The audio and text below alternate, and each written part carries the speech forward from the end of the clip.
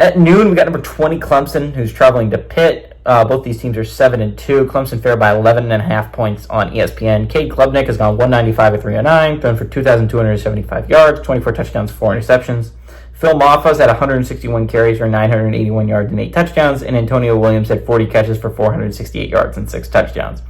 Eli Holstein has had gone 177 to 286, thrown for 2,174 yards, 17 touchdowns, 6 interceptions. Desmond Reed has had 118 carries for 670 yards and 4 touchdowns.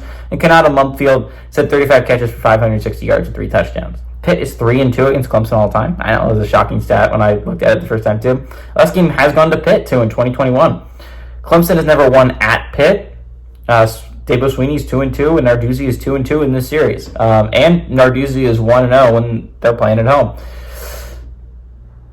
I think, again, I said last week that Clemson was basically dead, right? And they got a little slimmer of hope with Miami beating, Georgia Tech beating Miami, but it's still very unlikely for Clemson to get that bid thief, right?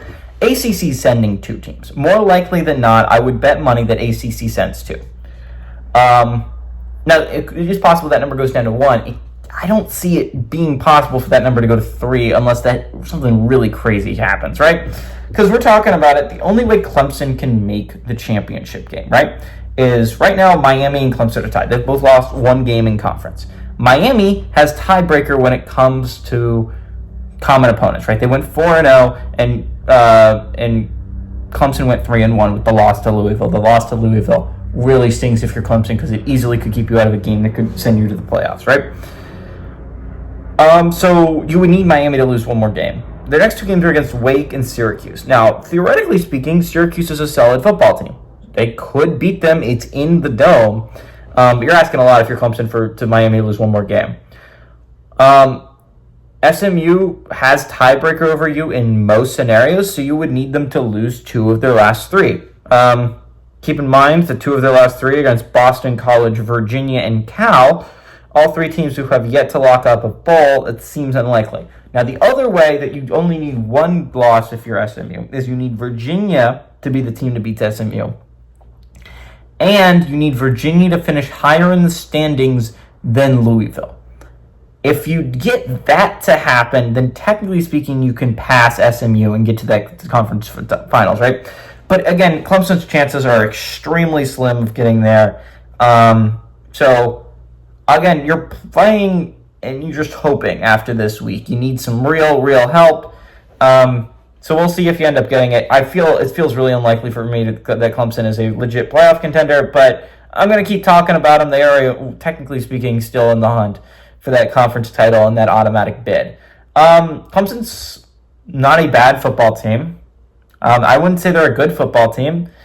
They beat Virginia Tech last week, but they didn't show up great. They didn't look phenomenal beating Virginia Tech. It just kind of happened because Virginia Tech couldn't really do offense. If they could do offense, then probably Virginia Tech wins. Again, Clemson has been kind of underwhelming this year. I mean, I was excited about them until the Louisville game, and it turns out the reason they were winning all those football games is because they weren't playing anyone. Again, their hardest team they'd beaten is an NC State team that is kind of really yet to clinch eligibility to the bowl game. So, again, Pitt's probably the second hardest team they've played since Georgia and Louisville. Again, Pitt's a decent football team. I think if I'm a Pitt fan, I would have felt really robbed last week against Virginia. Again, Pitt's not a great football team either. I think we've shown that over the past couple of weeks. Them getting blown out against SMU and then losing to Virginia. Virginia's a bad look, but refs kind of helped Virginia in that game. Clemson's a good football team. Pitt's a decent football team. All that being said, I think Clemson keeps their playoff hopes alive a little bit longer.